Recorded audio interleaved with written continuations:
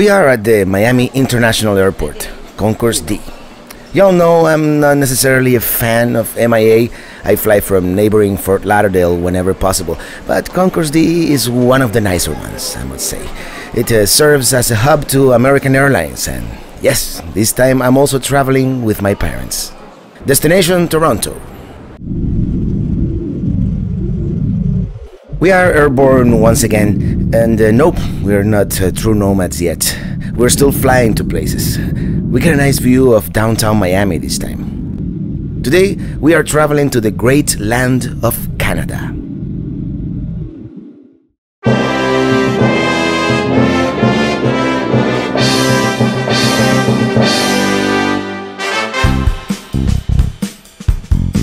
A few hours later, we land at the Toronto Pearson International Airport.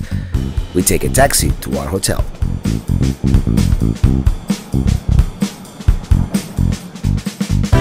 We wake up at the Toronto Metropolitan Hotel. Many buildings around the city seem to have these rooftop gardens. Our hotel is impeccably located on Chestnut Street, a few blocks away from the Nathan Phillips Square. You can barely see it from the room. We are walking on Dundas Street, looking for some breakfast.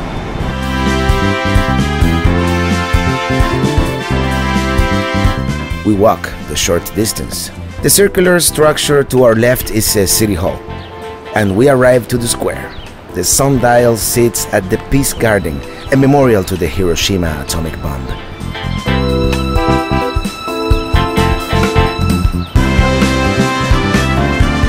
City Hall is actually more like a double semicircle structure.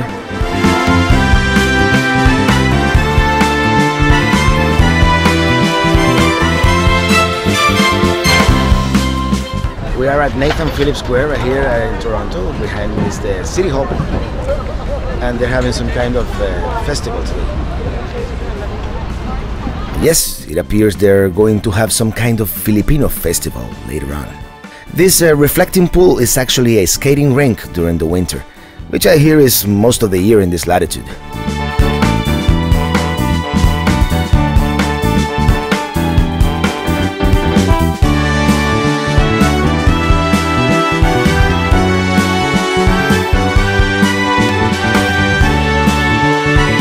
The picturesque building with the clock tower is the old City Hall, which dates back to 1899. We walk along its side on Albert Street towards the Eaton Center.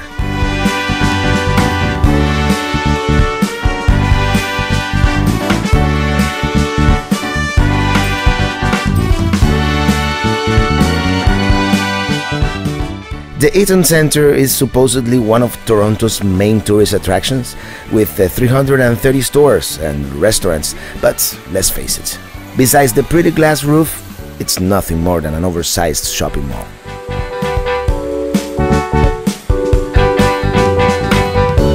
Moving right along. We exit the Eaton Center and walk north on Yonge Street towards the Dundas Yonge Square in order to take the subway towards the harbor front, which is where we're going. According to the Guinness Book of World Records, Yonge Street is considered the longest one in the world, with over 1,000 miles. Yonge Dundas Square is Toronto's version of Times Square, if you will, with all the neon and LED signs. The subway line is undergoing construction, but they have this special bus line running along its route. We're right on the bus, going south.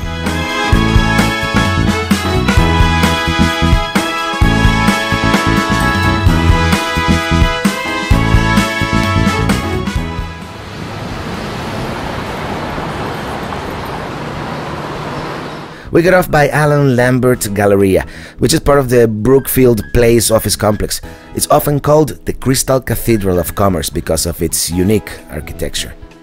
It was designed by Spanish architect Santiago Calatrava. We are walking on the Alan Lambert Galleria towards Bay Street, and then we're gonna take the ferry to the Toronto Island.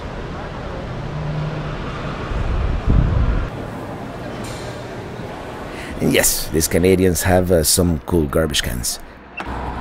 They also have some great architecture in this city. We continue walking south towards the harbor front, under the railroad tracks. It is our intention to catch the ferry to the Toronto Islands from this Harbor Square Park. We arrive at the terminal. The round trip costs $7 for adults, with discounts for seniors and juniors. We are taking the Center Island Ferry.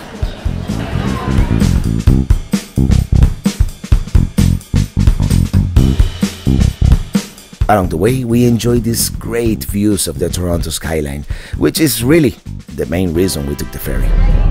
We are riding on the ferry to Center Island, Toronto Island.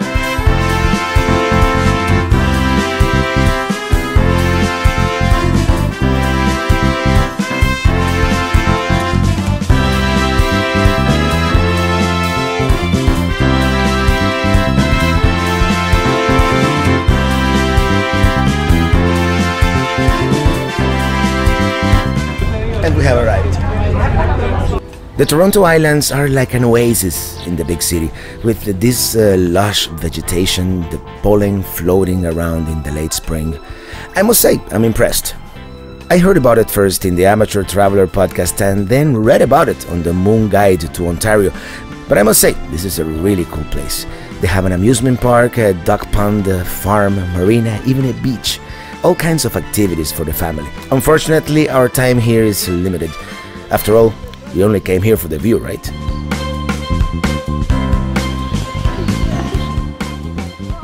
We cross over this tiny bridge onto Olympic Island for this other great view of the Toronto skyline, even with the swan.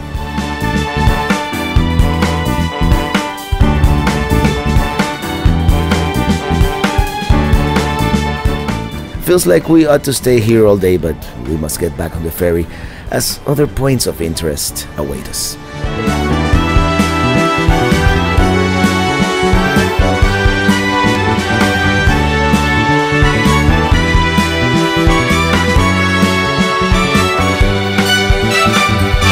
We are now returning to Toronto.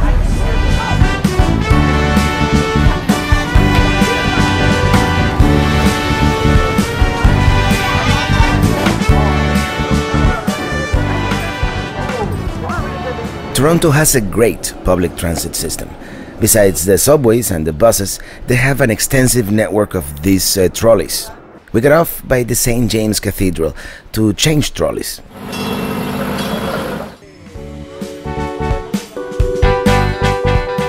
We are going towards the Distillery District for lunch. The Distillery District was once home to the largest distillery in the world around the mid-1800s. Nowadays it's a historic site with many art galleries, restaurants and shops.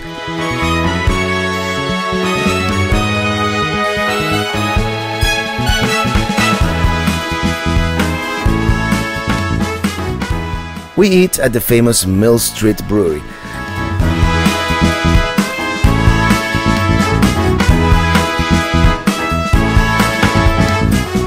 And they actually brew their own excellent beer. And we tried the Canadian delicacy, the poutine. It is basically French fries with cheese curds, gravy and meat, but it's amazingly delicious.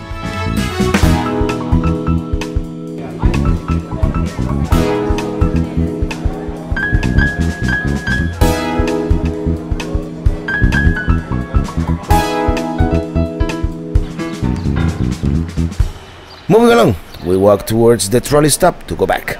They have these bicycles for rent all around the city. And our ride finally arrives.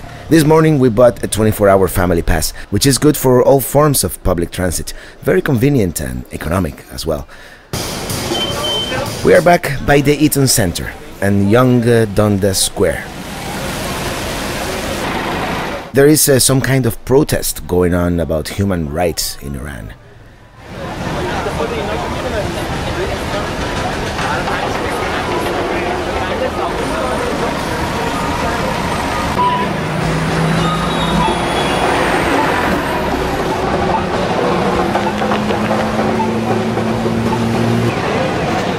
It is a very vibrant city center, as you can see. We take another trolley towards the hotel, which is only a couple of blocks away, but we don't feel like walking, and since we have the day pass, the ride is free. We are going to take a break and then go back out.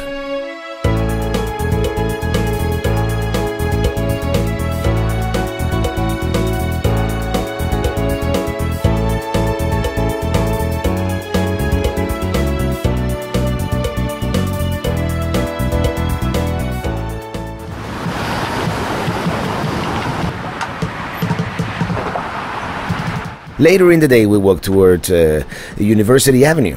Here we take the subway that will get us near the CN Tower.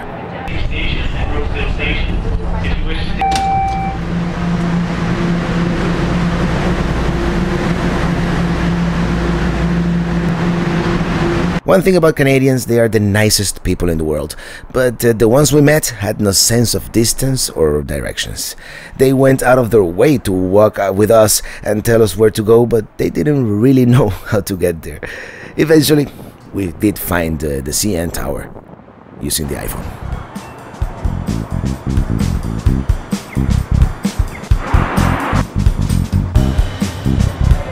While we wait for the elevators, we get to see these informational videos about the CN Tower. Okay, welcome to the CN Tower. Your views are going to be in front, the side, and underneath your feet as well once we get going. We're going to be traveling at a speed of 22 kilometers per hour or 15 miles per hour, taking us just 58 seconds to get to the observation level. If you have any questions, please feel free to ask me.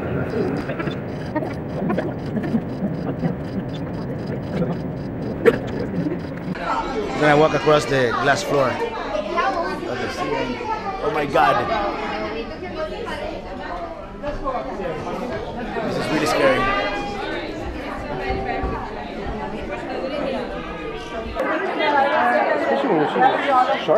We hang out at the main pod, which is at an altitude of 342 meters or 1,122 feet. We have finally made it to the sky pod. The sky pod is the highest point you can go in this CN Tower here in Toronto. As you can see, we are really high. The sky pod sits at a staggering 446 meters or 1,465 feet. On a clear day, you can see Niagara on the other side of the lake. The CN Tower held the record for the tallest freestanding structure for over 30 years, until Dubai's Burj Khalifa surpassed it in 2007.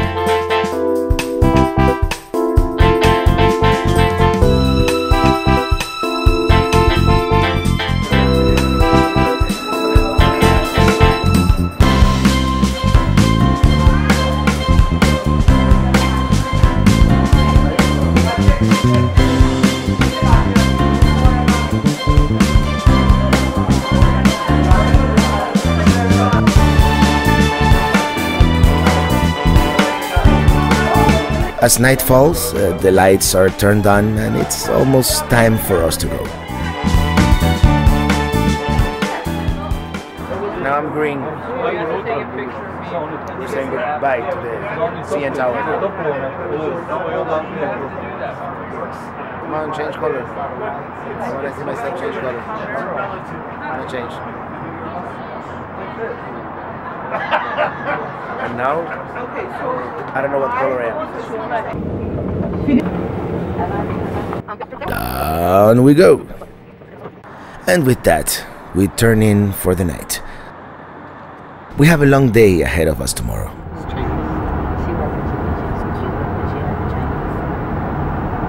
In the morning, we go back to the Eaton Center to pick up our rental car from the thrifty office, which apparently doesn't open until 10. Since we have an hour to kill, we decide to walk around a little bit.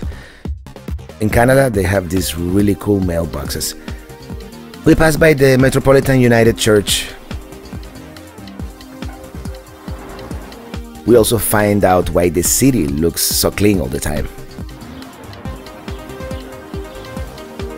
We also pass by this Canine Gourmet Festival on the way to the St. Lawrence Market, which unfortunately is closed on Sunday.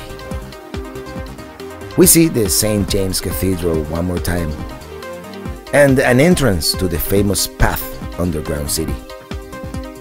And once again, we passed by the old City Hall on the way back to a deserted Eaton Center.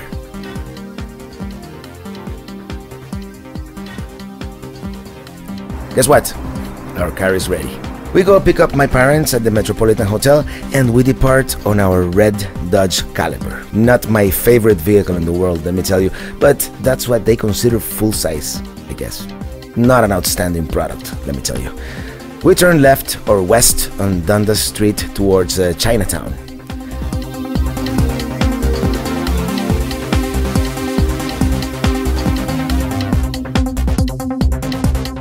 To our left, this building is the Art Gallery of Ontario, with its newly constructed facade. We continue west on Dundas Street, into the heart of Chinatown, which dates back to the 19th century, and is one of the largest ones in North America, and one of the several Chinatowns in the city.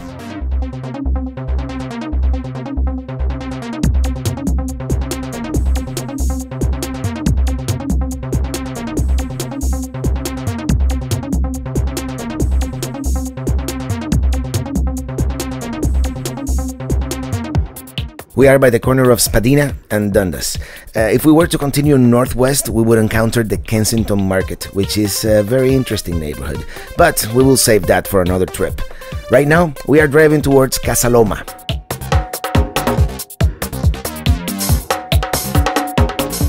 We drive north on Spadina Avenue, crossing the College Street. The Knox College is the building in the middle of the traffic circle, and it houses the offices for the University of Toronto. The actual university is to our right.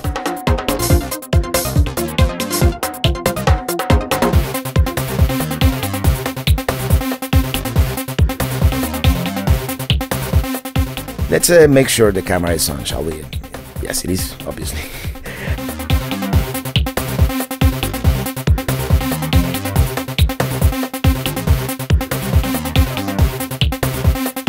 After Bloor Street, Spadina Avenue turns into Spadina Road. This neighborhood is called the Annex, and it's an upper middle class neighborhood. Very nice.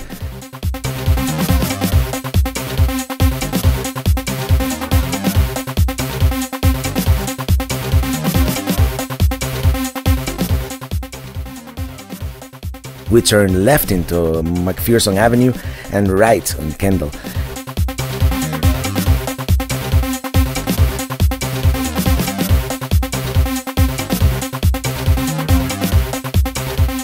And we finally arrive at Casa Loma. Casa Loma is Spanish for hill house. The building was constructed in 1914 as a Gothic Revival style house.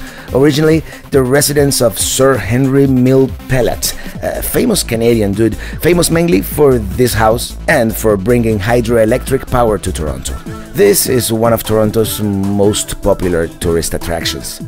We don't have time to go inside though, because today we are going to Niagara Falls, a much more coveted attraction if you ask me. And time is of the essence. So with that, we are going to say goodbye to Toronto for now.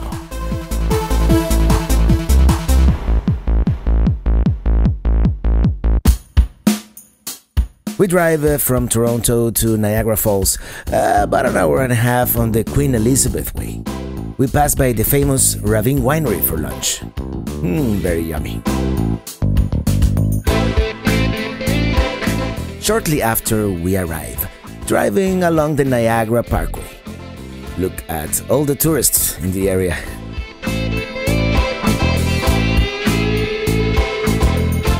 We even drive under the mist at some point, and it almost looks like it's raining.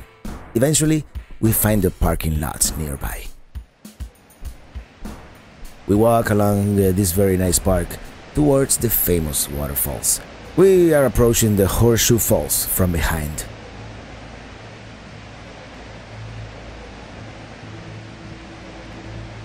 As we walk along, we get hit by heavy mist, which forces me to use the waterproof enclosure. We are at the Niagara Falls, as you can see. There's a lot of mist behind us, that's why I'm using the GoPro. Look at that.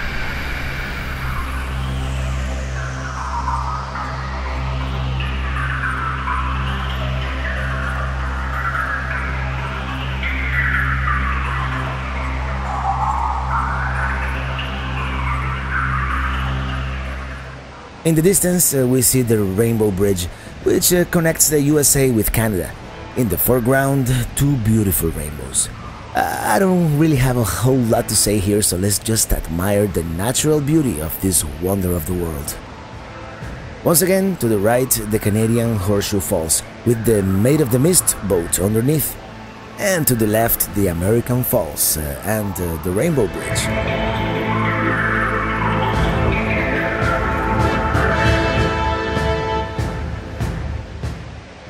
We walk towards the American side.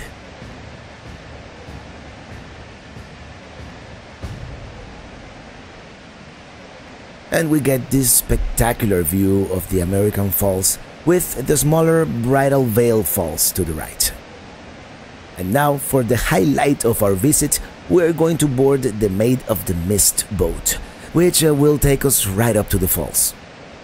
We will now proceed to board the Lady of the Mist boat to get soaked on the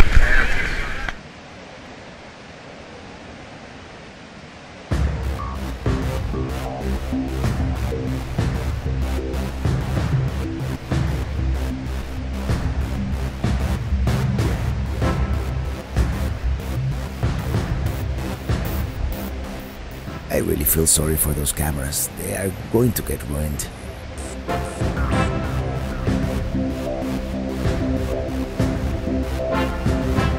The American Falls and the Rainbow Bridge behind.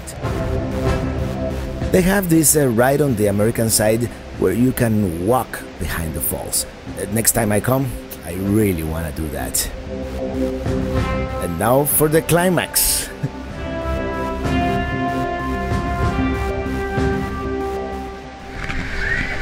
approaching Niagara Falls, the Canadian side, the horseshoe. Yeah, we're getting really wet now. This is the most fun part of the tour and definitely the highlight of our visit to Niagara Falls.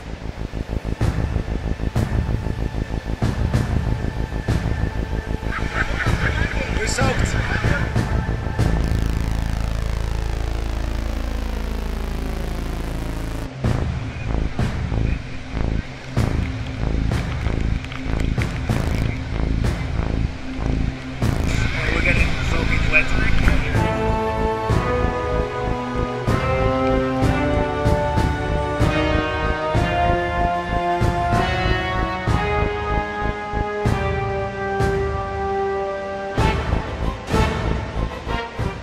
But all good things come to an end, and after a few minutes, we return.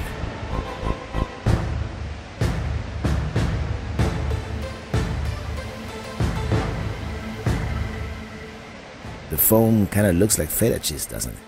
After our wet Niagara adventure, we enjoy a cold beer at this cafe with a view, and what a view that is. I think we've had enough fun for one day. So let's enjoy one last panoramic view from the Skylon Tower. From up here we get a great view of both the American and the Canadian Horseshoe Falls. And we can see there's a line of vehicles at the border between the United States and Canada.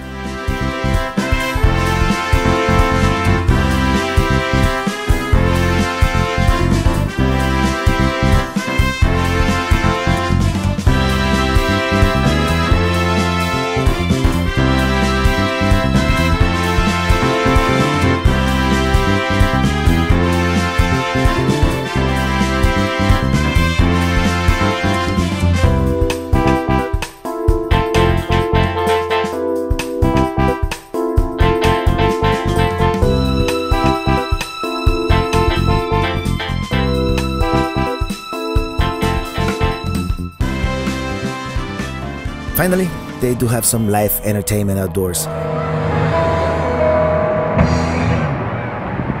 Thank you very much. Thank you. Stick around. We got a little bit of music for you, and then some fireworks just later on. We're the Mad Hatters.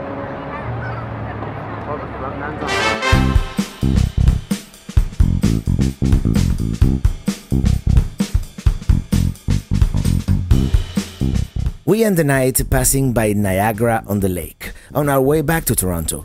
Dinner was great. We had the poutine, of course. But the highlight of the evening is this amazing view of the Toronto skyline from across Lake Ontario.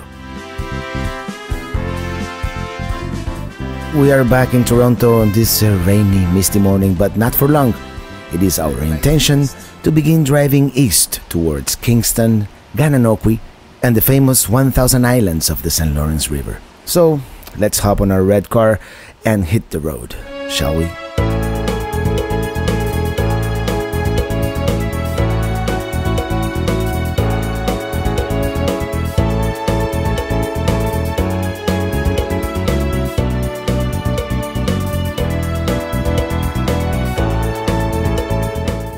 We are going to the 1,000 Islands.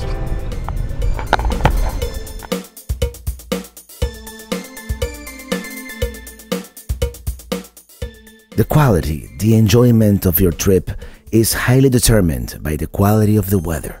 And on this particular occasion, Mother Nature doesn't really want to cooperate. The drive is nearly 3 hours, and the weather doesn't let up much. But we make a quick stop halfway near Trenton. We decide to take a secondary road to see some of the countryside. Now crossing downtown Trenton. There is a Canadian Air Force base nearby, hence the military plane landing. We drive through this trailer park, probably military housing, in order to see the river and the USA on the other side, but there's really not much to see here. So let's continue. And another military plane lands. The Air Force base to our left. We also pass by a town of Belleville, and eventually we reach our destination.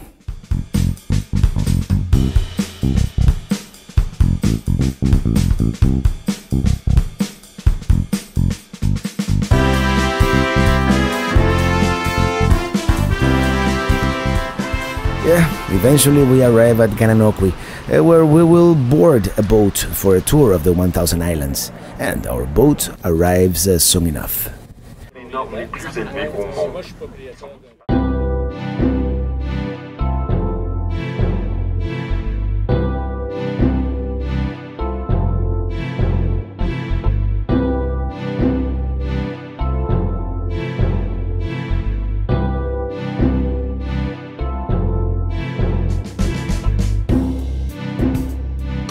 The 1,000 Islands is an archipelago in this wide area of the St. Lawrence River, northeast of Lake Ontario.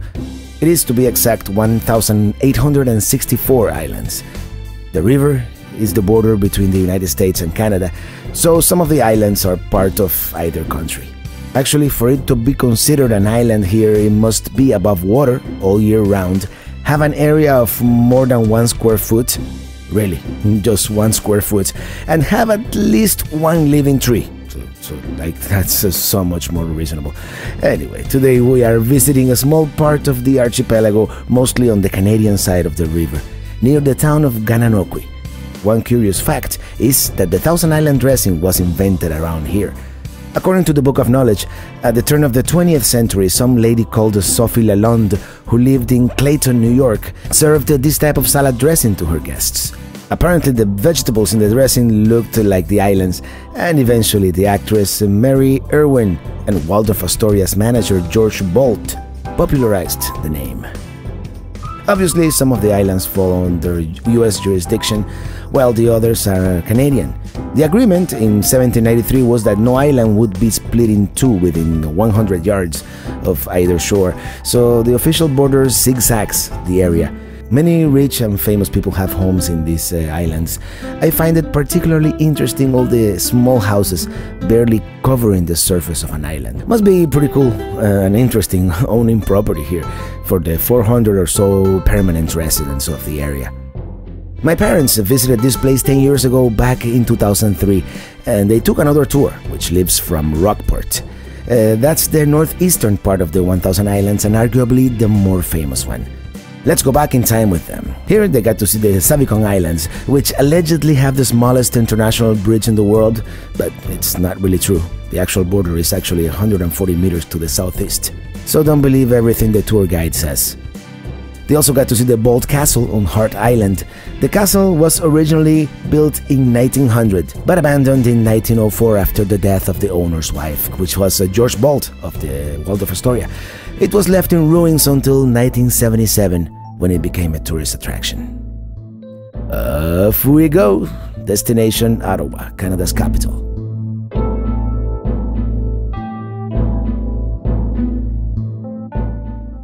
Before heading north, however, we are going to pass by the historic town of Kingston. Kingston was the first capital of Canada for a very short period of time, and it was originally settled as Fort Frontenac. British loyalists called it Kingstown in honor of King George III, and eventually the name was shortened to Kingston. It is a very historic city, mainly thanks to its strategic location. It's right on the spot where Lake Ontario spills into the St. Lawrence River. It is also in very close proximity to the border with the United States. The Rideau Canal also originates here, which goes all the way north through many locks to the Ottawa River. It was our original idea to eat here in Kingston, but it's around 6 p.m. and we decide to continue on to Ottawa non-stop.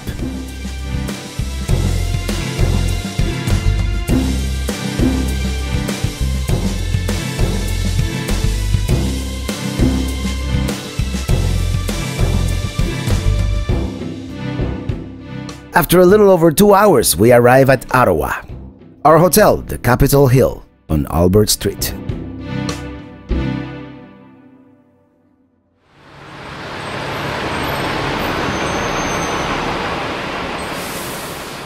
We wake up to this rainy morning. My parents got the balcony, and we got this great view of the office next door and this guy who we have aptly named Captain Picard. Captain Picard. It is an old hotel, but boy is it well located, a mere 2 blocks away from Parliament Hill. First thing in the morning we've bought umbrellas because it looks like the weather is not going to cooperate. We pass by this Spark Street, which is pedestrian only, and right there is the Parliament Hill. There's a bit of construction going on. Here's the Centennial Flame, which commemorates the 100th anniversary of the Canadian Confederation. The building is Centre Block, the main building of the Canadian Parliament, and the Peace Tower. We go inside the building and take the elevator to the top. The view is spectacular, even on this rainy day. We see the Notre Dame Cathedral, the American Embassy, and the Chateau Laurier, and the Museum of Civilization on the other side of the Ottawa River.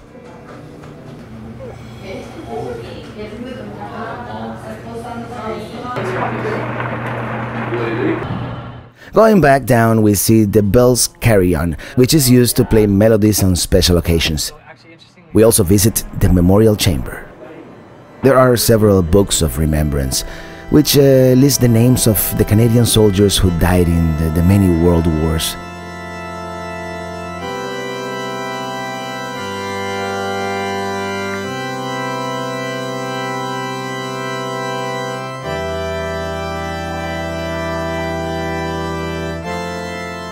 Time to go down.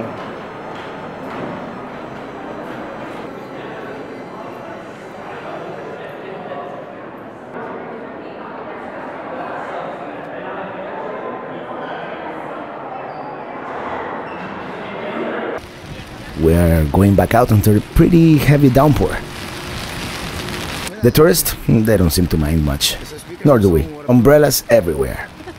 We pass once again by the Centennial Flame. We're going back to the hotel to pick up my parents and Brian so we can get them some umbrellas and continue exploring.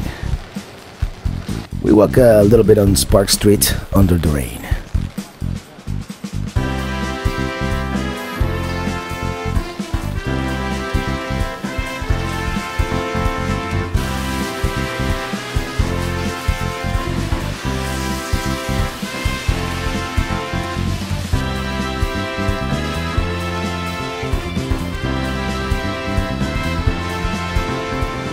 We see a statue of Terry Fox, a famous Canadian amputee athlete. And we are back by Parliament Hill. This statue belongs to Henry Albert Harper, a notorious Canadian journalist and public servant.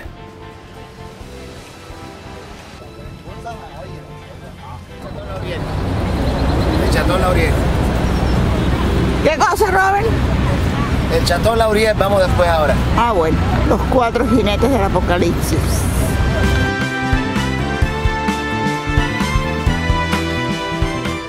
On the side of Central Hall, there's a statue of Queen Elizabeth II on horseback. I guess the Canadian birds don't really care much for Her Majesty. We walk along all the statues, which are behind the Parliament building by the river.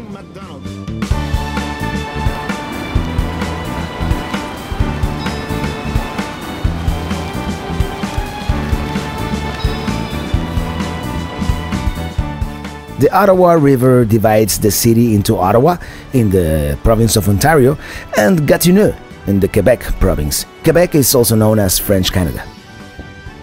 Is it Quebec or Quebec? I don't know. We are on the Ottawa side, on the Ontario side.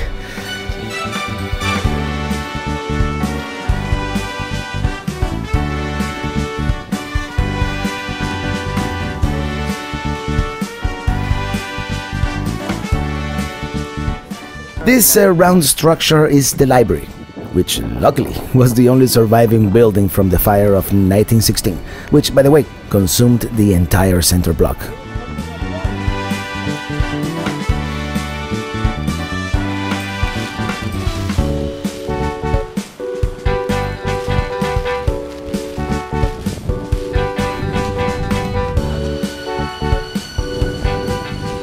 The rain is too much for my parents, so they're gonna stay at the hotel, and we continue on our own.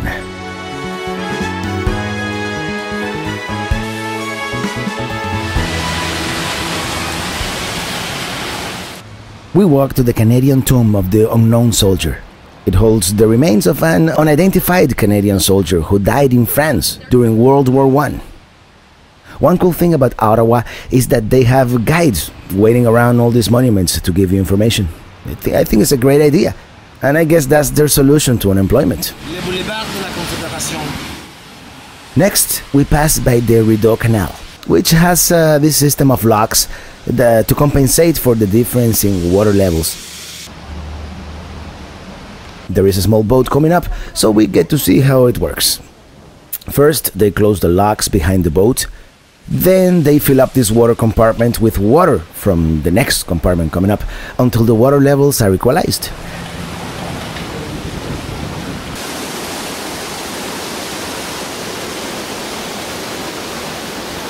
Then they open the next lock and off we go to do it all over again.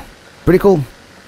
This ancient canal is the oldest one in North America, dating back to 1832, and it's a UNESCO World Heritage Site. All this mechanism is still operated by hand.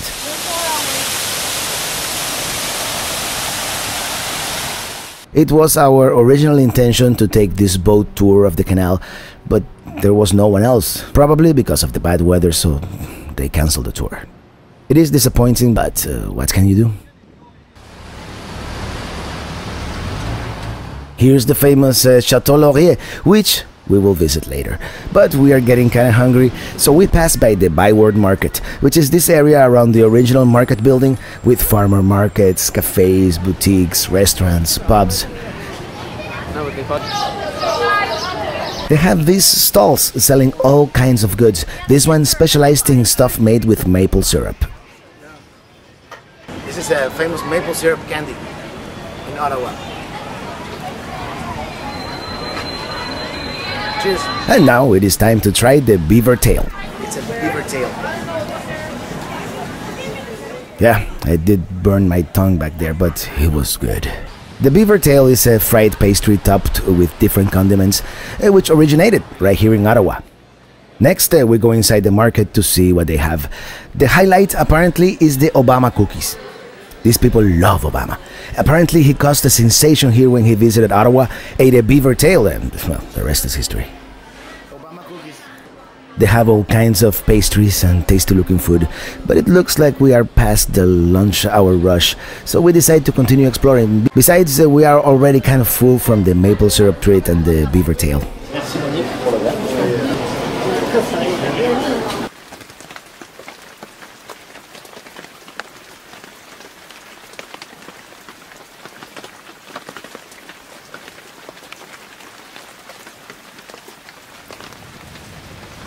We end up having some wine and Quebec cheeses at this place called Vineyards. Very nice. We see the Notre Dame Cathedral as we continue walking around this pretty neighborhood.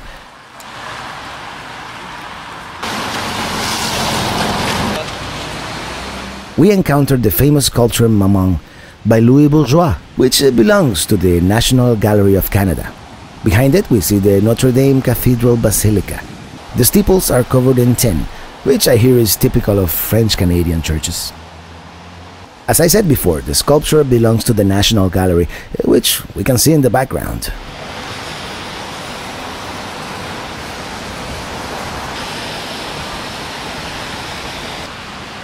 National Gallery of Canada. This ugly building is the United States Embassy, located on Mackenzie Avenue. Maybe we should hire better architects. I'm just saying. We pass once again by the famous Chateau Laurier, which is a hotel built in the early 20th century. The interior, while pretty and very tasteful and classy, it's really nothing to write home about. We head back to our hotel.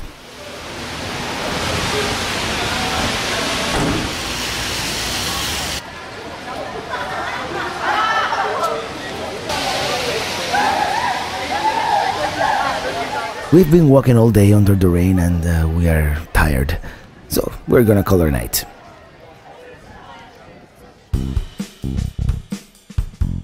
In the morning, we take out the car and decide to drive around Ottawa a little bit before leaving. It is such a beautiful day. We wish we'd had this kind of weather yesterday, but c'est la vie.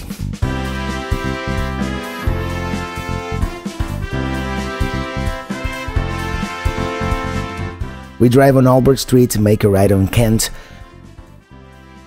and then another right on Wellington Street, so we can take one last look at Parliament Hill. There are some people on strike, don't know why.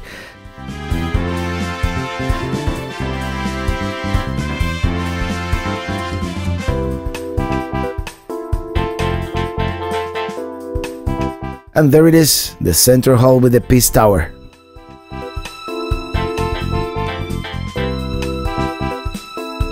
In front of us, the Chateau Laurier.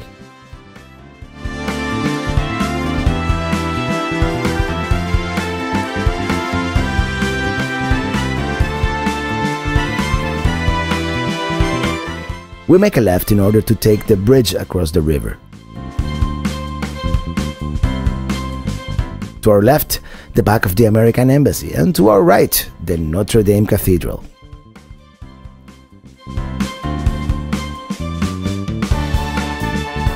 We see the National Gallery again as we turn left one more time.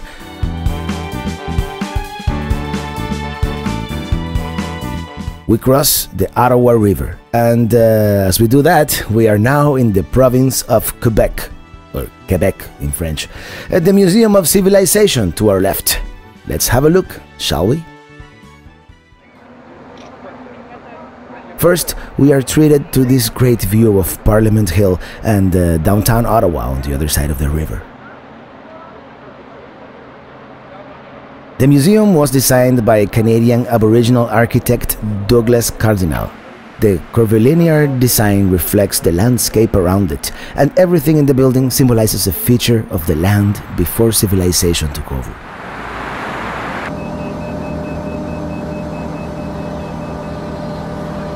They have also this Japanese Zen garden. Very nice, very peaceful. September 22, 1995. The cascading fountain perhaps evokes the Rideau Canal, but I don't know.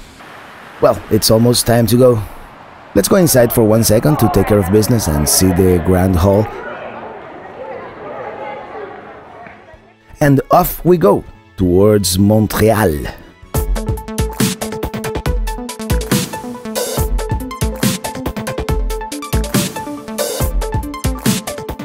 Oh, Montreal. What a great city. So much to see and so little time. Montreal is the largest city in the province of Quebec, the second largest in Canada after Toronto. Originally called Ville-Marie or City of Mary, it derives its modern name from Montreal, Mont Royal in modern French. We arrive around noon at our hotel, the Best Western Plus Hotel Europa, very well located on Drummond Street, between Boulevard Rennes-Ladesque and Rue Sainte-Catherine. Only one of our rooms is ready and the other one's not, so we drop our bags and continue towards the Olympic Stadium and the Biodome. We will visit these sites first because we are basically homeless. And tomorrow we will hit Old Montreal, downtown, and the many things in between. The Olympic Stadium was the main venue of the Montreal 1976 Summer Olympics, which almost bankrupted the city. The stadium was an engineering nightmare, mainly because of its malfunctioning retractable roof, and it took the city 30 years to pay it off. We drive on Sherbrooke Street towards this important landmark, and we arrive.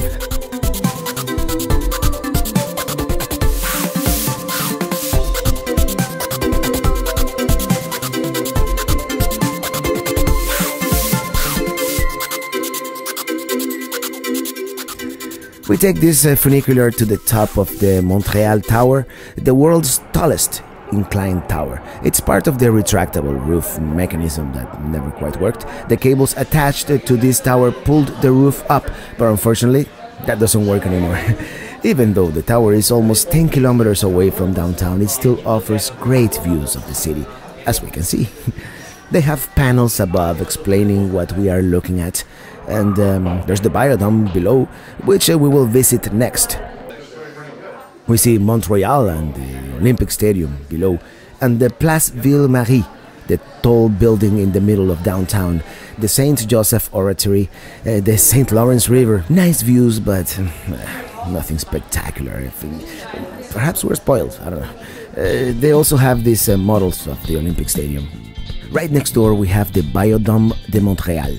Originally a velodrome for the Olympic Games, it is now an artificial environment where we can see the fauna and flora of 4 different climates in the Americas. We begin with the tropical forest ecosystem. We are right now at the Biodome in Montreal, Canada. And as you can see, we're in the tropical zone. As you can see, it's really hot and really humid. I'm sweating profusely. But now we're hopefully going to another latitude. This ecosystem reminds us very much of our own Miami climate, as it is hot and muggy, extremely humid. But before we jump into more comfortable latitudes, let's explore a little bit. We see the world's largest rodent. And monkeys. How can you go wrong with monkeys? And parrots. And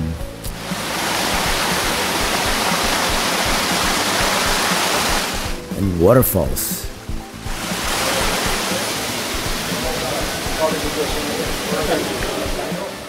And weird ugly fish. Neon frogs, a condor, alligators. They even have a bat cave.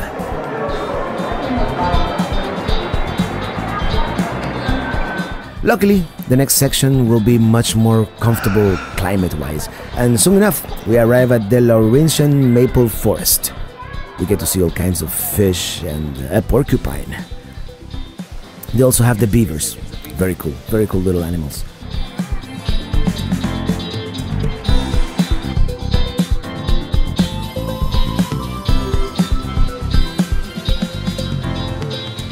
And of course, the majestic Canada lynx.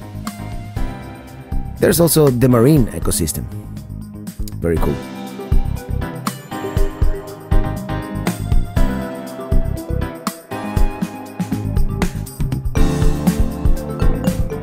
And finally, penguins. This place is really cool, but we must go on as we rush through the fossil exhibit.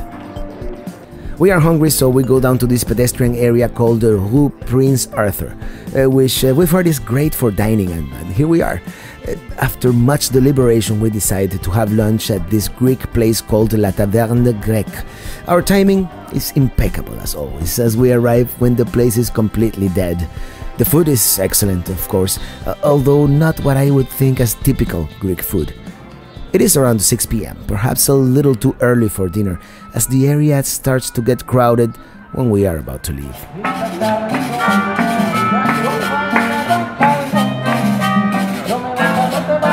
Walking around, we encounter this Colombian place and decide to have some coffee. It's some kind of hippie art gallery, but the espresso is great and very nice folks as well. We continue roaming around the Rue Prince Arthur.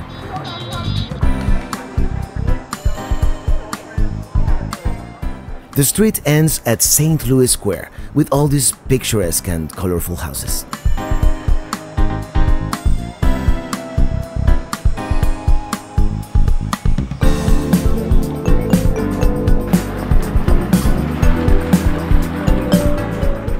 Right now we're going to visit the St. Joseph Oratory on Mont Royal. It is a Roman Catholic minor basilica and Canada's largest church. Who knew? There is also a pretty nice view towards the north from top of the stairs.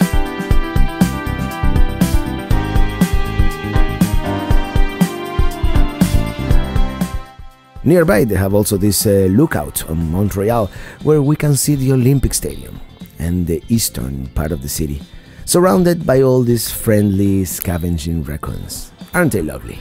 We are exhausted, but decide to end the night by watching a hockey game. How Canadian of us.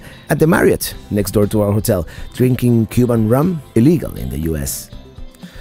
Oh, Montreal. Good night.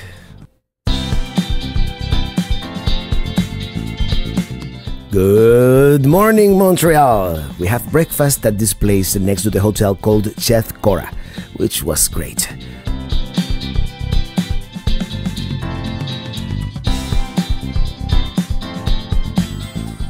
We walk towards the Lucien Lallier subway station, just a couple of blocks away, to take the train towards the old Montreal area. We get off at Place d'Armes. The station is right next to the small Montreal Chinatown. We walk along Rue de la Goucheture, exploring a little bit. We buy some tea and browse for some souvenirs. This is the building where the metro station is located, and like in Toronto, they have all these bicycles for rent. Moving along, let's head towards Place d'Armes, where the famous Notre Dame Basilica is located. Very touristy with horse-drawn carriages and everything.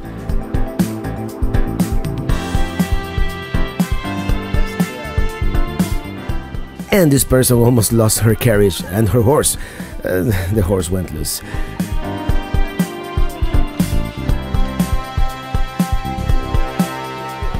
Alright, let's get back in line now.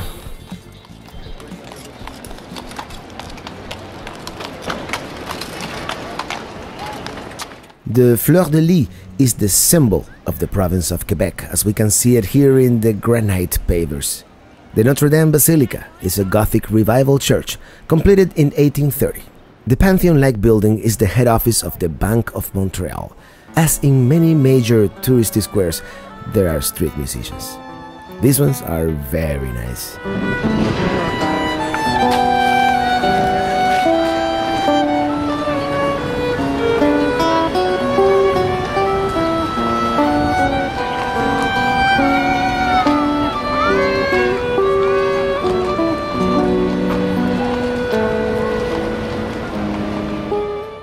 Let's go inside the church, but before, let's have one more view of the Place d'Armes and the Aldred building, the first Art Deco skyscraper in Montreal. The interior of the basilica is beautiful, grand and colorful, with its unconventional blue and gold ceiling. There are these wooden statues of Ezekiel and Jeremiah, as well as hundreds of intricate wooden carvings. Very nice. The unconventional stained glass windows depict scenes from the religious history of Montreal, as opposed to the classic biblical scenes, so it's kind of unconventional, as I said. The pipe organ dates back to 1891, with 4 keyboards, 92 electro-pneumatic stops, 7,000 pipes, and a pedal board.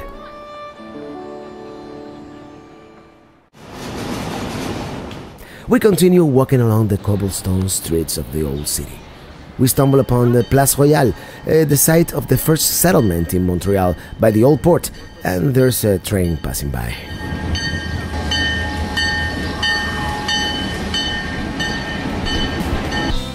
Across the river, we see Habitat 67. This architectural marvel was constructed as part of Expo 67, reflecting a futuristic concept of affordable housing.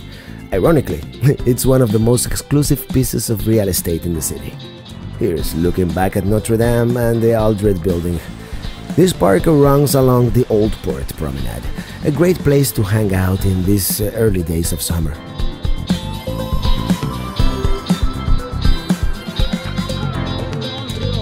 We go back up to Rue Saint-Paul, the main drag of Old Montreal.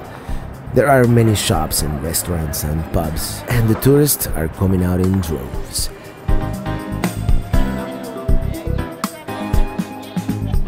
Eventually, we stumble upon Place Jacques Cartier, a very touristy, lined with hotels, restaurants, cafes, street artists. It slopes down to the St. Lawrence River.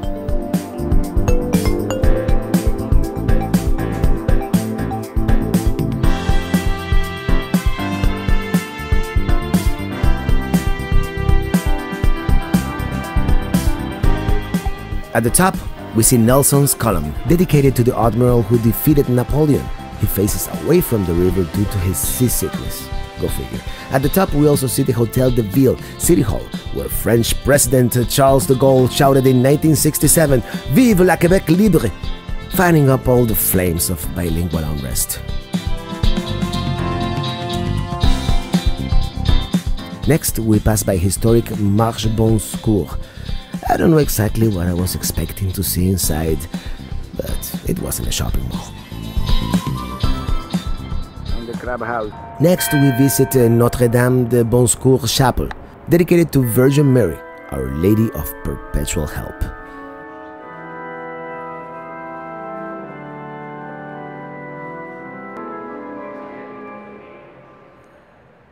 The ship hanging from the roof is an offering to the Virgin by sailors to express gratitude for safe passage. Even to this day, descendants of those who sailed gather here every year to pay thanks.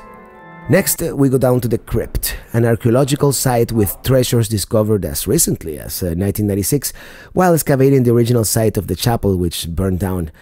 I am able to take a few seconds of video, but they tell me photography is forbidden, so oh well. Up we go, the 69 steps to the tower and a few more to the Belvedere. We still have to go all the way up there.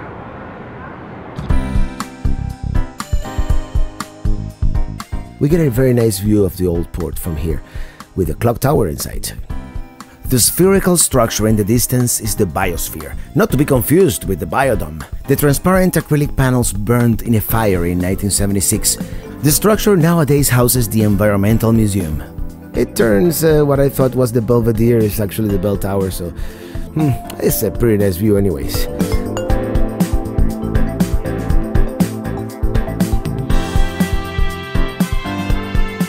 We got a pretty good view anyway of the Habitat 66 from up here as well, so let's go back down. Yep, we were up there just a few minutes ago.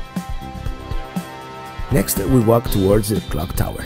Located on the clock tower quay, it also served as a lighthouse, and it marks the entry to the port of Montreal.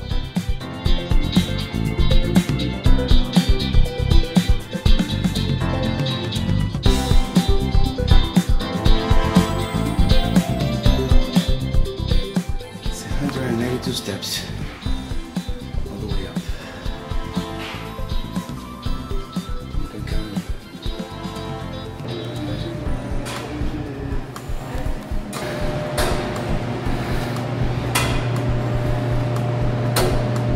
The clock face, which looks out over 4 directions, was built in London, and it's a replica of the Big Ben. As I go up the stairs, I can see some of the clock mechanism, and the views from the top are pretty good. Here we can see the clock tower quay and downtown and the big cross on top of Mont Royal. Actually, I think I forgot I was taking video because the best shot was taken with the still photography camera. Go figure. Here are my travel companions who didn't feel like climbing the 192 steps, but then again, who would have taken these nice pictures of me at the top? Okay, time to go down. Here we see once again the clock mechanism as I descend down the spiral staircase.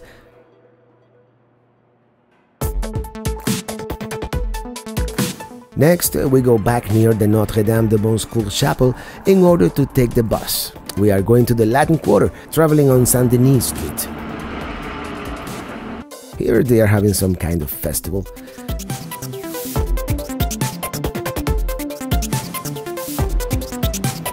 This is the center of Montreal Francophone culture, with the UQAM, the Université du Québec en Montréal, at the center of it all. We walk around this lively neighborhood looking for somewhere to eat, and the options are plenty. We are definitely in the French part of town. Everybody's speaking French.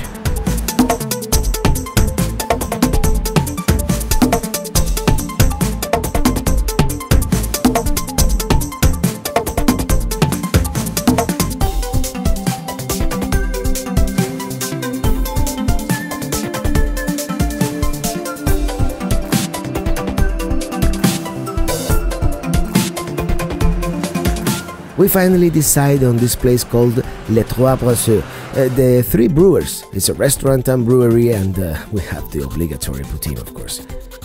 They even have a breathalyzer on site, pretty unique. We continue walking on Rue Sainte-Catherine East, crossing Boulevard Saint-Laurent, which is also called the Main.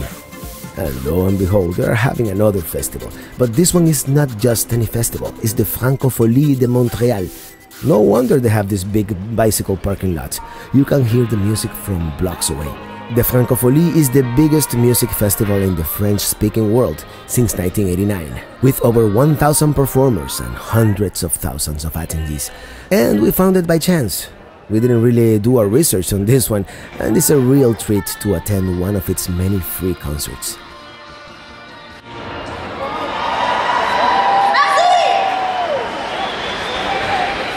I don't even know the name of the person singing, but the energy is great, and the crowd seems to be having a good time. Another thing to take note of for the next time we visit Montreal, all these festivals. We continue walking on Rue Sainte-Catherine towards our hotel. All of a sudden, to our right, the St. James United Church, originally the largest Methodist church in Canada.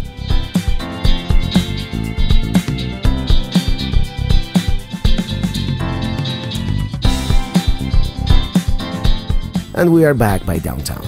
The tall building, Place Ville-Marie, Montreal's most famous skyscraper. At the time of its construction in 1967, it was the world's largest and most complex office building, and it is the starting point of the mythical and complicated underground city. We continue walking on Rennes-Lavesque Street, passing by the Basilica Marie-Reine du Monde, a small-scale replica of the Vatican's St. Peter Cathedral.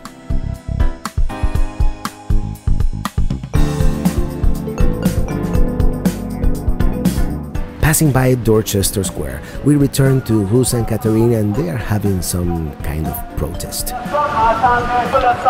Don't really know what this is all about. They've got the guns, but we got the numbers. Interesting. We take a short break at the hotel, and even though we are exhausted, we decide to walk around a little more. It was the original plan to go back to the Francophonie festival, and our minds and spirit say one thing, but our bodies refuse to comply. I guess we are not 20 anymore. We content ourselves with walking along Dorchester Square. The Boer War Memorial is the only equestrian statue in the city of Montreal. As we continue walking on McGill College Avenue towards the McGill College, we encounter the illuminated crowd sculpture, going from illumination to hope, involvement, hilarity, irritation, fear, illness, violence, murder, and death. A range of emotions showing the fragile nature of humanity.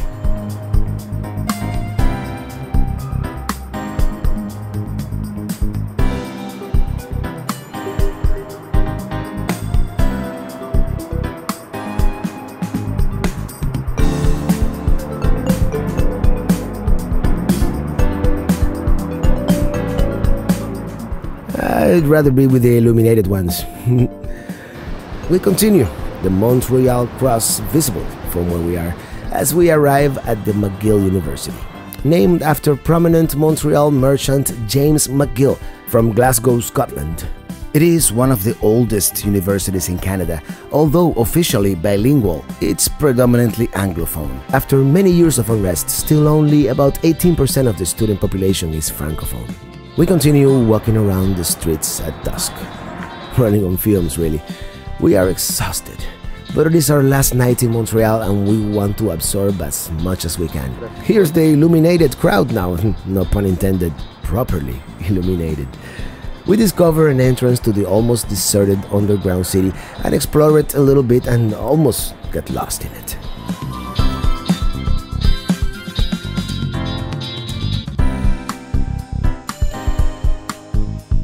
We emerge at the Place Ville-Marie.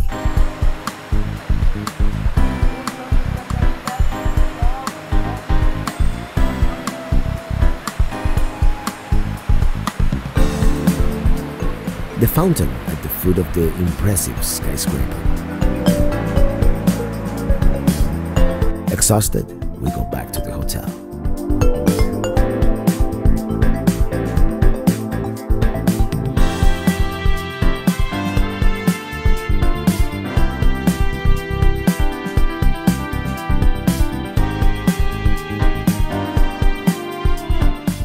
In the morning, we wake up and taking advantage of our 24-hour Le Casseneuil transport pass, we take the metro once again.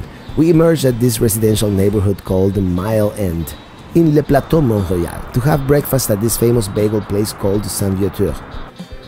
Let's just say that I wasn't all that impressed, but perhaps my expectations were too high. I mean, it wasn't bad, it was a good bagel, I'm just not a bagel person.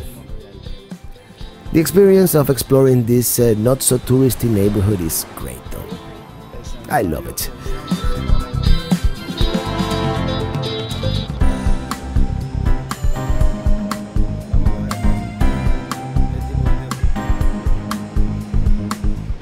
Our last point of interest is this viewpoint atop Mont Royal, which involves a little over a quarter-mile walk from the parking lot through this luscious forest. It offers commanding views of the city.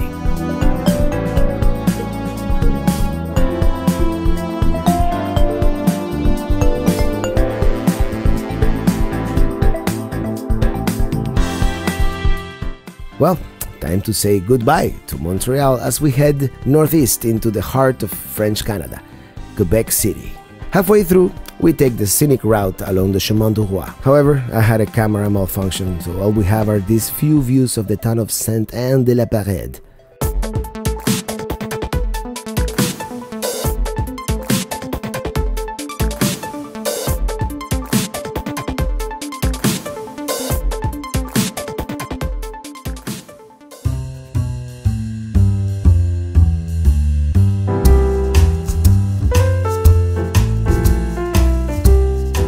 We arrive at Quebec City in the early afternoon after driving for over 3 hours from Montreal. Our hotel, the Chateau Laurier, very well located. Next to the hotel is the Grand Isle, often called the Champs-Élysées of Quebec City. Lined with Victorian mansions, it is the epicenter of the city's nightlife. We are hungry, so we have a late lunch at this place we've chosen at random, called L'Atelier. The pulled pork poutine and the Quebecois wine were spectacular. We walk towards the old city. Our hotel, as I mentioned, is impeccably located right next to Quebec City Armory, which unfortunately was partially destroyed in a fire back in 2006. As you can see, we are just a few blocks away from Les Fortifications, the old city walls. As we walk along, we pass by the Parliament building, home to the Parliament of Quebec, inspired by the Louvre in Paris, the Fontaine de Tournai, originally built in France in 1854. Let's walk through the St. Louis Gate under the city walls into St. Louis Street, which takes us into the historic heart of the city. Quebec City is the only fortified city left in North America. It is often called America's most European city, and I can see why. I mean, look around, look at this street, and we're just scratching the surface here. The white building with the red roof is Ancien Canadien, the quintessential French-Canadian restaurant, and which we'll visit later, of course. The French Embassy at the heart of town. We finally arrive to the Terrasse du Ferry, where we can admire the most photographed hotel in the world, and pretty much a symbol of Quebec City, the Chateau Frontenac. This is the newly repaired statue of Samuel de Champlain, who was a French explorer and the founder of New France and Quebec City.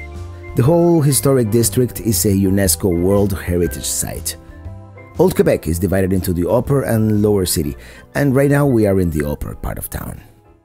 We continue walking around, and as you can see, it feels very much like you are in Europe, with the outdoor cafes and the street musicians. It is such a beautiful afternoon, perfect weather, the Holy Trinity Cathedral.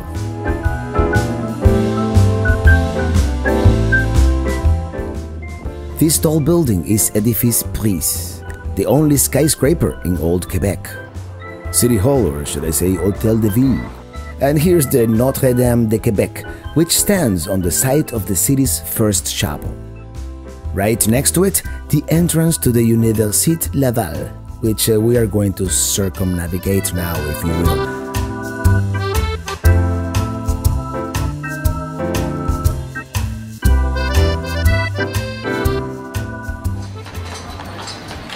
We start by walking on the side of the Notre Dame on Rue de Bode. We encountered this building, which we found out is the post office. Walking around the Montmorency Park, we get a few glimpses of the lower city, with the Place Royale first and the St. Lawrence River in the distance. This mural is called Les Fresques de Québécois. The Université Laval was originally the Seminary of Quebec, established by the first bishop of New France to train young men for the priesthood. Today it is both university and seminary, and the site of the School of Architecture. As we continue walking along, we spot Rue sous le Cap, the street beneath the cape, which is somewhat hidden between the cliff and the backs of the Rue Saint-Paul houses. Unique, with its stairs and walkways, it used to be the city's red light district at one point in the past. We continue walking along the side of Laval University, this time by the School of Music, walking the steep grade towards a square wedged between the City Hall and Notre Dame. There are some street performers doing their thing, doing some kind of stunt, so let's watch. Excellent. Okay, Isabella. Thank you very much. Now the other one. Merci beaucoup. Please give her a hand. Clap, clap, clap. Vous êtes capables? Ok, les gars, ils vont pour de vrai.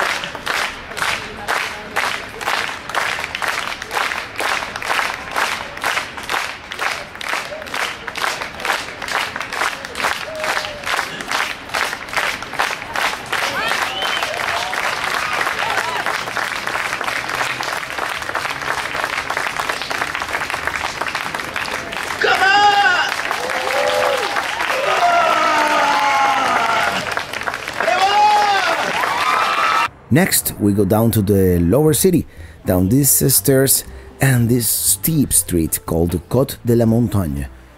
And more stairs. This is the Escalier Cascou. This area is called the Quartier de Petit Champlain, and its main drag, Rue de Petit Champlain. Cobblestone streets, restaurants, shops, and tourists. Lots of tourists. I need a beer. This mural is La Fresque de Petit Champlain, located where Petit Champlain merges with Boulevard Champlain.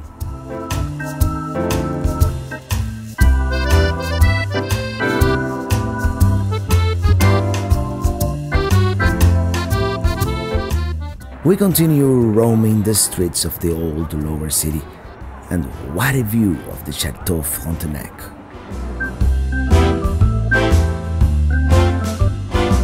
And this is La Fresque de Québécois once again, which depicts the city's history and its many historical figures. We take the funicular back to the upper city. There will be more time to explore tomorrow. This funicular, by the way, it is pretty historic too. It is the only one of its kind in North America. It was built in 1879, originally wooden and steam-powered. It was electrified in 1907 and then rebuilt in metal after it caught fire in 1945. At the top, we are once again by the statue of Samuel de Champlain, the city founder, and the Edifice Prise, the Art Deco skyscraper somewhat reminiscent of the Empire State Building.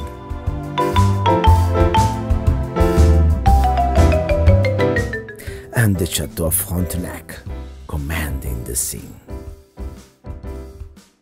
And the wide boardwalk of the Terrasse du Ferry, created in 1879 by Lord Dufferin, Canada's governor at the time.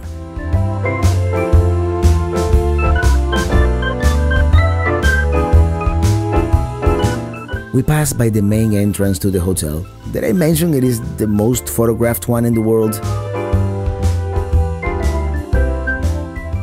We also stumble upon the US consulate. Good night for now.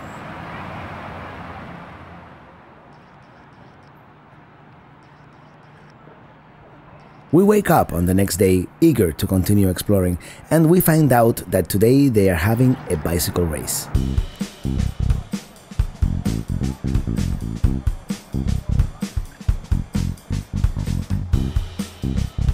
Once again, we approach the old city.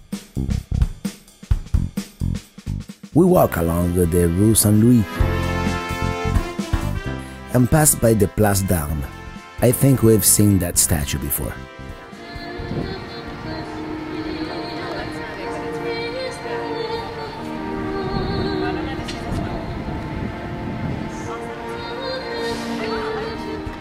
We take the funicular down to the lower city, as it is our intention to take the ferry to the other side of the river.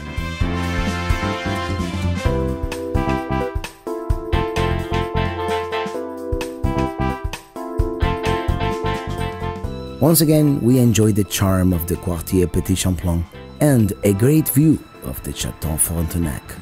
The ferry crosses the river to the neighboring city of Lévis, although the main reason we're taking the ferry is for the views.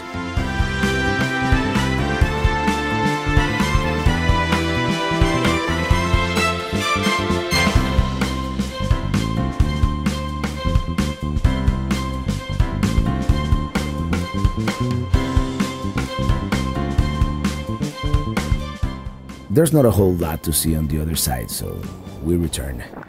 And the bicycle race is going full throttle.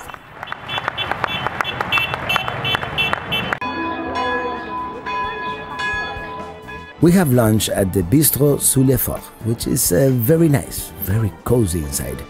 Great food. And may I recommend the brie cheese flavored with rum, maple syrup, and topped with pecans. Yum, yum, yum, yum.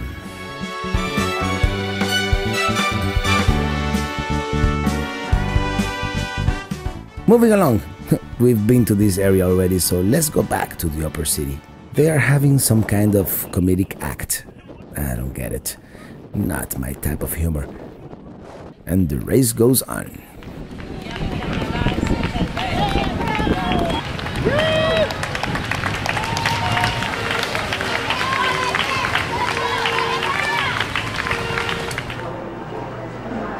We go inside the Chateau Frontenac for one of the best martinis ever. The ambience had a lot to do with it too, but the martini was great, and beautiful hotel, by the way.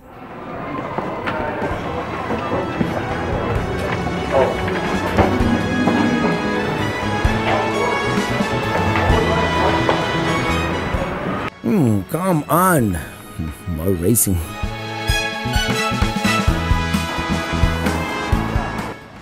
We discover this hidden park on Mont Royal.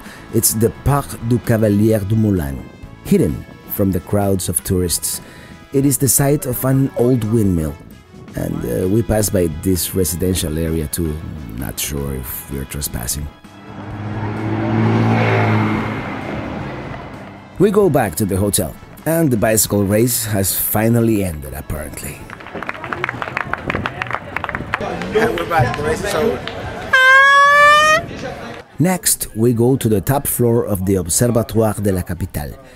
Besides the great 360-degree views of the city, there is also a historic museum with old photographs, very interesting in a 1960s kind of style.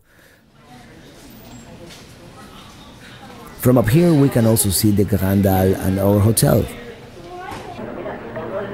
The Fontaine de Tourny is apparently a popular spot for wedding photos. And guess what? We're going back one more time.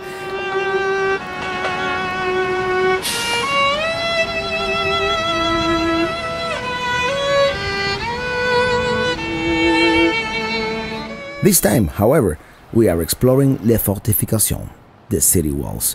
We don't really take the tour since we prefer to explore on our own and enjoy the sights.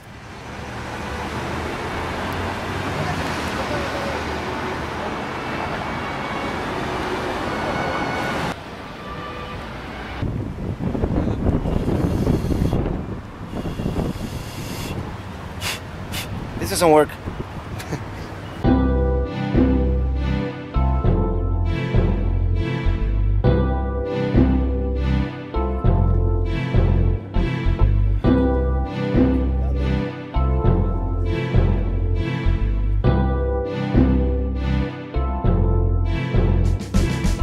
Plains of Abraham.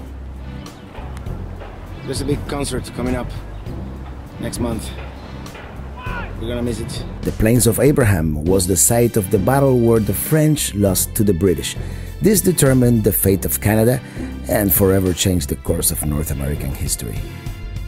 We arrived by the river and begin walking on this boardwalk and going down these stairs that I suspect will eventually lead us to the Terrasse de Ferry.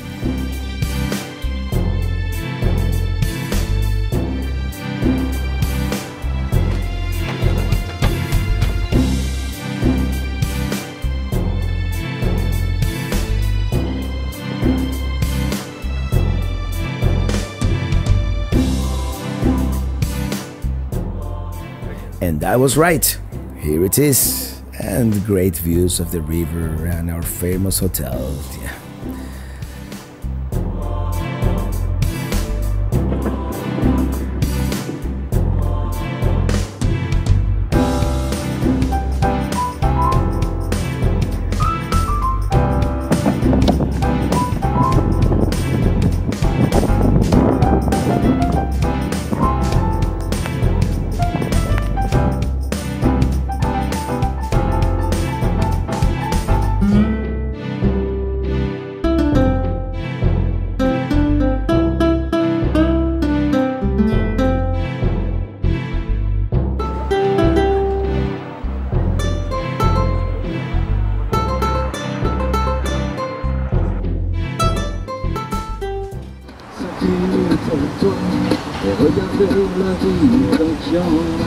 Tonight we are having dinner at Ascension Canadien, a very well recommended Quebecois restaurant. As I said before, we had a pretty good wine and the pea soup, and we had the bison bourguignon style with poutine and the maple syrup creme brulee, and topped it off with a glass of Calvados. Life is good. Santé. We end the night by taking a horse-drawn carriage tour of the city. The tour is very informative, and we got a very friendly and knowledgeable guide. The locals refer to this government building as the Radiator. See the resemblance? We also pass by the Plains of Abraham, and we learn about the wild party coming up at the end of June. It officially commemorates Canada Day, but the Quebecois also celebrate La Fête Nationale on Saint Jean Baptiste Day. We also learn how one side of the street was destroyed by cannon fire during the war, so they had to rebuild it. And whoops, looks like they forgot one cannonball, and the tree grew around it. Nice to see the city at night from the comfort of our carriage.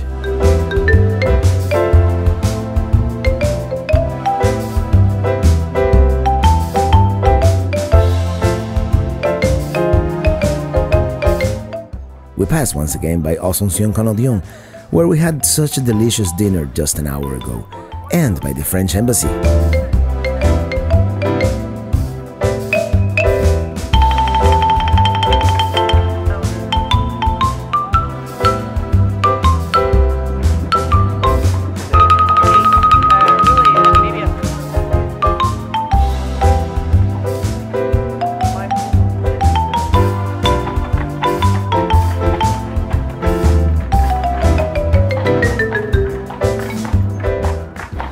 We end our last night in Canada by taking a stroll along the Grand Isle, the epicenter of the city's nightlife. And it is bustling with activity, even though we've heard that Quebec City is not really famous for its nightlife.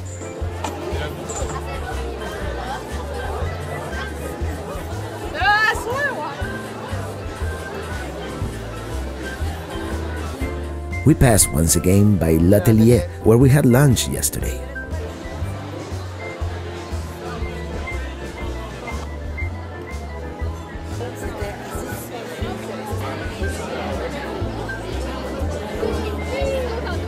There's also a bunch of guys cruising on cars with hydraulics. Pretty cool. Hydraulics.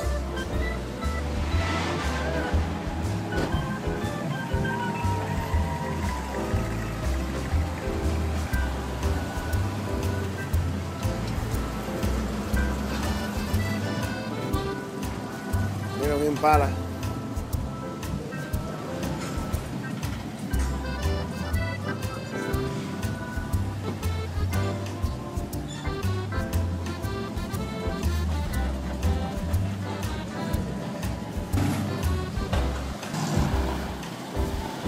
Time to go back to the hotel. Good night.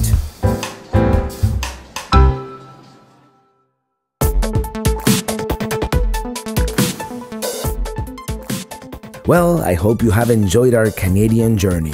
This is the last video of the year, so I'd like to wish all of you happy holidays, Merry Christmas, and a very prosperous 2014.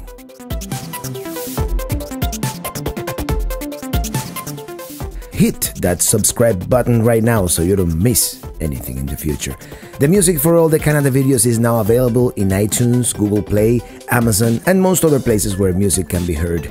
And once again, Happy New Year, thank you for watching, and see you on the road.